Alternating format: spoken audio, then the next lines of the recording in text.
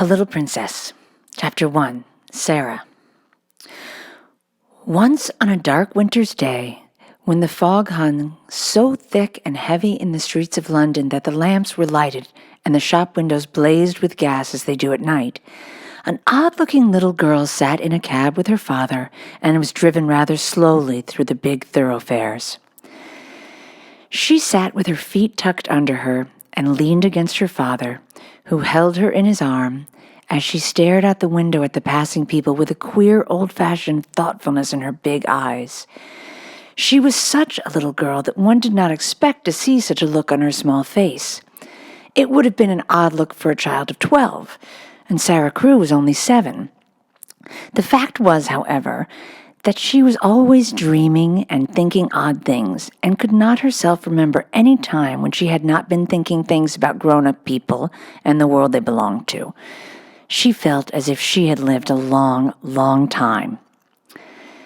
At this moment, she was remembering the voyage she had just made from Bombay with her father, Captain Crewe. She was thinking of the big ship, of the lascars passing silently to and fro on it, of the children playing about on the hot deck, and of some young officers' wives who used to try to make her talk to them and laugh at the things she said. Principally, she was thinking of what a queer thing it was that at one time one was in India in the blazing sun, and then in the middle of the ocean, and then driving in a strange vehicle through strange streets where the day was as dark as the night. She found this so puzzling that she moved closer to her father. "Papa," she said in a low, mysterious little voice, which was almost a whisper. "Papa." "What is it, darling?" Captain Crewe answered, holding her closer and looking down into her face. "What is Sara thinking of?" "Is this the place?" Sara whispered, cuddling still closer to him. "Is it, Papa?" "Yes, little Sara, it is. We have reached it at last." And though she was only 7 years old, she knew that he felt sad when he said it. It seemed to her many years since he had begun to prepare her mind for the place, as she always called it. Her mother had died when she was born, so she had never known or missed her. Her young, handsome, rich, petting father seemed to be the only relation she had in the world. They had always played together and been fond of each other. She only knew he was rich because she had heard people say so when they thought she was not listening. And she had also heard them say that when she grew up, she would be rich too. She did not know all that being rich meant. She always lived in a beautiful bungalow and had been used to seeing many servants who made salams to her and called her Messi Sahib and gave her her own way in everything. She had had toys and pets and an ayah who worshipped her, and she had gradually learned that people who were rich had these things. That, however, was all she knew about it. During her short life, only one thing had troubled her, and that thing was the place she was to be taken to someday. The climate of India was very bad for children, and as soon as possible they were sent away from it, generally to England and to school. She had seen other children go away, and had heard their fathers and mothers talk about the letters they received from them. She had known that she would be obliged to go also, and though sometimes her father's stories of the voyage and the new country had attracted her, she had been troubled by the thought that he could not stay with her. "Couldn't you go to that place with me, Papa?" she had asked when she was 5 years old. "Couldn't you go to school too? I would help you with your lessons." "But you would not have to stay for a very long time, little Sara," he had always said. "You will go to a nice house where there will be a lot of little girls. You will play together, and I will send you plenty of books, and you will grow so fast that it will seem scarcely a year before you are big enough and clever enough to come back and take care of Papa." She had liked to think of that, to keep the house for her father, to ride with him and sit at the head of the table when he had his dinner parties, or to talk to him and read his books. That would be what she would like most in the world. And if one must go away to the place in England to attain it, she must make up her mind to go.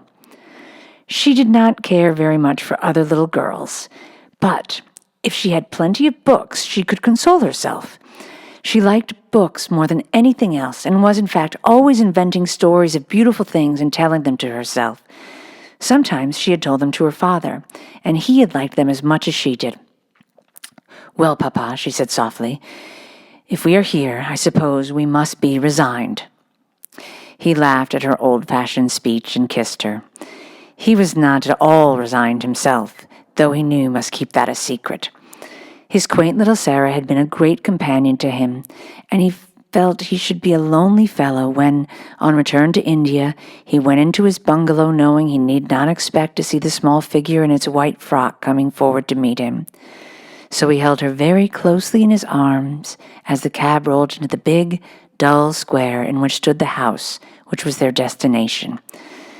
It was a big, dull brick house, exactly like all the others in its row, but on the front door shone a brass plate on which was engraved in black letters, "Miss Minchin, Select Cemetery for Young Ladies." "Here we are, Sara," said Captain Crewe, making his voice sound as cheerful as possible. Then he lifted her out of the cab, and they mounted the steps and rang the bell.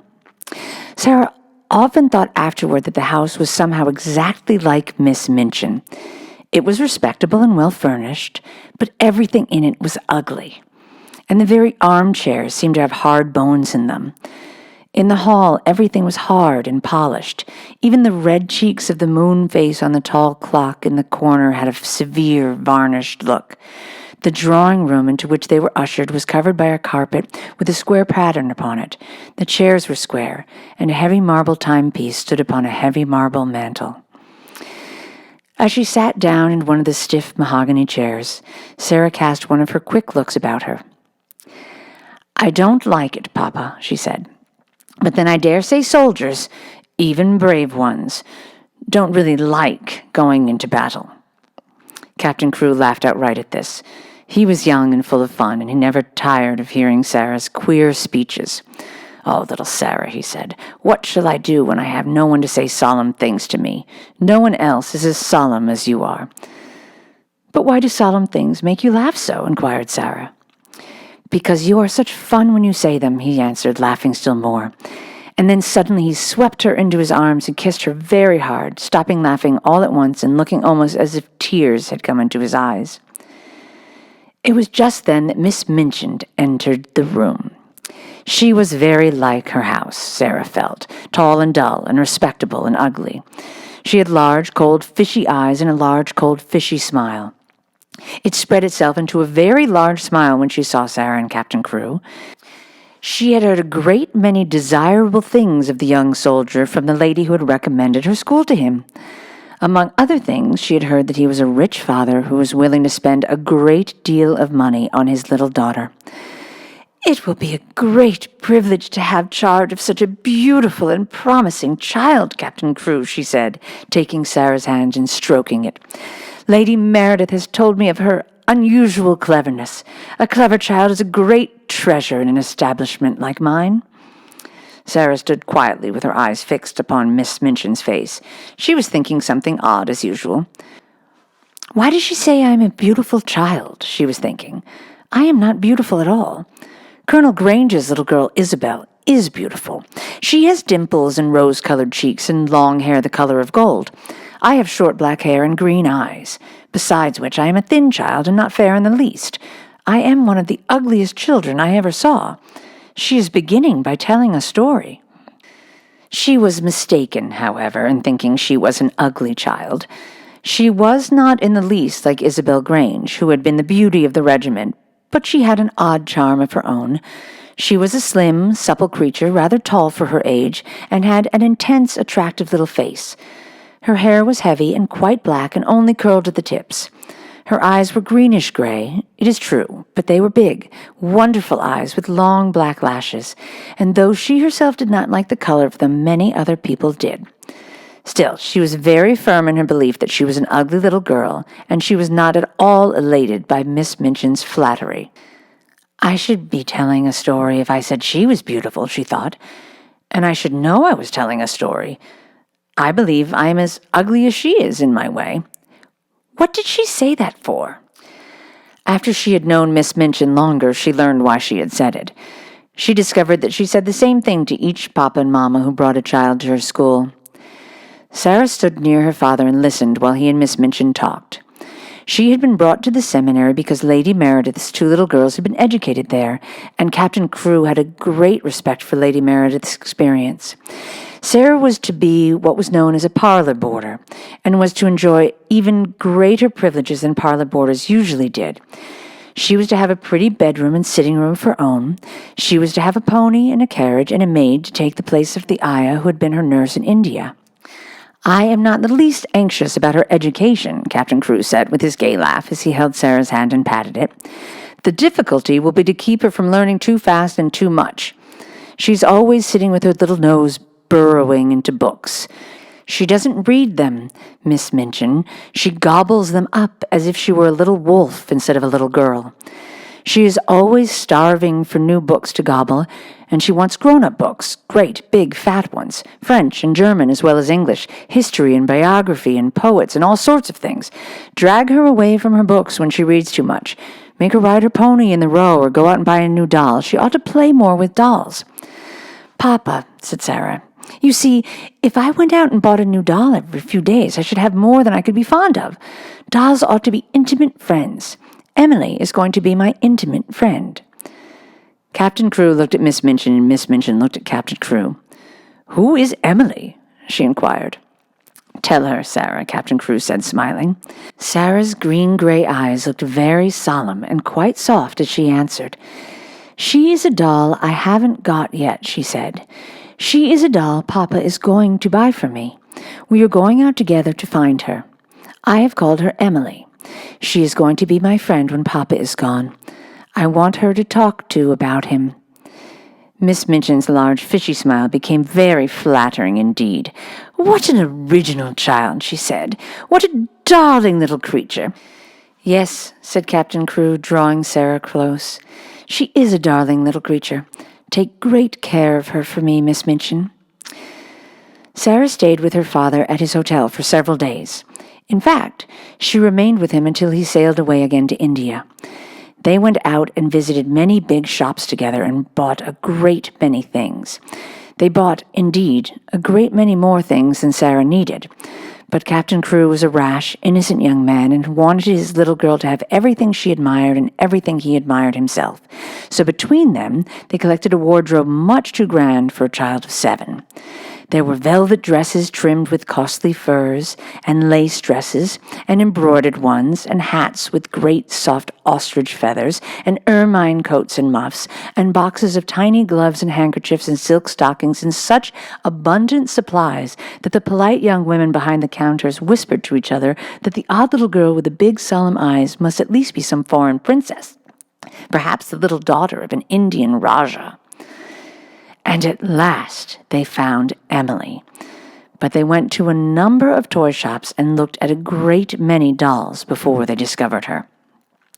"I want her to look as if she wasn't a doll really," Sara said. "I want her to look as if she listens when I talk to her. The trouble with dolls, Papa," and she put her head to one side and reflected as she said it, "the trouble with dolls is that they never seem to hear." So they looked at big ones and little ones, at dolls with black eyes and dolls with blue, at dolls with brown curls and dolls with golden braids, dolls dressed and dolls undressed. "You see," Sara said when they were examining one who had no clothes, "if, when I find her, she has no frocks, we can take her to a dressmaker and have her things made to fit. They will fit better if they are tried on." After a number of disappointments, they decided to walk and look in at the shop windows and let the cab follow them. They had passed 2 or 3 places without even going in when, as they were approaching a shop which was really not a very large one, Sara suddenly started and clutched her father's arm. "Oh, Papa," she cried, "there is Emily." A flush had risen to her face, and there was an expression in her gray-green eyes as if she had just recognized someone she was intimate with and fond of. "She's actually waiting there for us," she said. "Let us go into her." "Dear me," said Captain Crewe, "I feel as if we ought to have someone to introduce us." "You must introduce me, and I will introduce you," said Sara. "But I knew her the minute I saw her, so perhaps she knew me too." Perhaps she had known her. She had certainly a very intelligent expression in her eyes when Sara took her in her arms. She was a large doll, but not too large to carry about easily. She had naturally curly, golden-brown hair, which hung like a mantle about her, and her eyes were a deep, clear gray-blue with soft, thick eyelashes, which were real eyelashes and not mere painted lines. "Of course," said Sara, looking into her face as she held her on her knee. "Of course, Papa, this is Emily." So Emily was bought and actually taken to a children's outfitter shop and measured for a wardrobe as grand as Sara's own. She had lace frocks, too, and velvet and muslin ones, and hats and coats, and beautiful lace-trimmed underclothes and gloves and handkerchiefs and furs. "I should like her always to look as if she was a child with a good mother," said Sara. "I'm her mother, though I'm going to make a companion of her." Captain Crewe would really have enjoyed the shopping tremendously, but that a sad thought kept tugging at his heart. This all meant he was going to be separated from his beloved, quaint little comrade. He got out of his bed in the middle of that night and went and stood looking down at Sara, who lay asleep with Emily in her arms. Her black hair was spread out on the pillow, and Emily's golden brown hair mingled with it. Both of them had lace-ruffled nightgowns, and both had long eyelashes which lay and curled up on their cheeks. Emily looked so like a real child that Captain Crewe felt glad she was there. He drew a big sigh and pulled his mustache with a boyish expression. "Hi-ho, little Sara," he said to himself. "I don't believe you know how much your daddy will miss you." The next day he took her to Miss Minchin's and left her there. He was to sail away the next morning. He explained to Miss Minchin that his solicitors, Messrs. Barrow and Skipworth, had charge of his affairs in England and would give her any advice she wanted, and that they would pay the bills she sent in for Sara's expenses. He would write to Sara twice a week, and she was to be given every pleasure she asked for. "She is a sensible little thing, and she never wants anything it isn't safe to give her," he said. Then he went with Sara into her little sitting room, and they bade each other goodbye. Sara sat on his knee and held the lapels of his coat in her small hands, and looked long and hard at his face. "Are you learning me by heart, little Sara?" he said, stroking her hair. "No," she answered. "I know you by heart. You are inside my heart." And they put their arms round each other and kissed as if they would never let each other go. When the cab drove away from the door, Sara was sitting on the floor of her sitting room, with her hands under her chin and her eyes following it until it had turned the corner of the square. Emily was sitting by her, and she looked after it too. When Miss Minchin sent her sister, Miss Amelia, to see what the child was doing, she found she could not open the door. "I have locked it," said a queer, polite little voice from inside. "I want to be quite by myself, if you please." Miss Amelia was fat and dumpy, and stood very much in awe of her sister.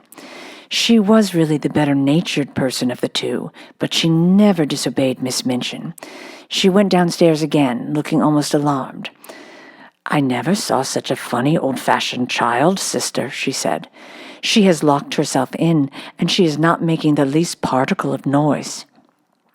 "It is much better than if she kicked and screamed, as some of them do," Miss Minchin answered. "I expected that a child as much spoiled as she is would set the whole house in an uproar. If ever a child was given her own way in everything, she is." "I've been opening her trunks and putting her things away," said Miss Amelia. "I never saw anything like them. Sable and ermine on her coats, and real Valenciennes lace on her underclothing. You have seen some of her clothes. What do you think of them?" "I think they are perfectly ridiculous," replied Miss Minchin sharply. "But they will look very well at the head of the line when we take the school children to church on Sunday. She has been provided for as if she were a little princess." And upstairs in the locked room, Sara and Emily sat on the floor and stared at the corner round which the cab had disappeared, while Captain Crewe looked backward, waving and kissing his hand as if he could not bear to stop.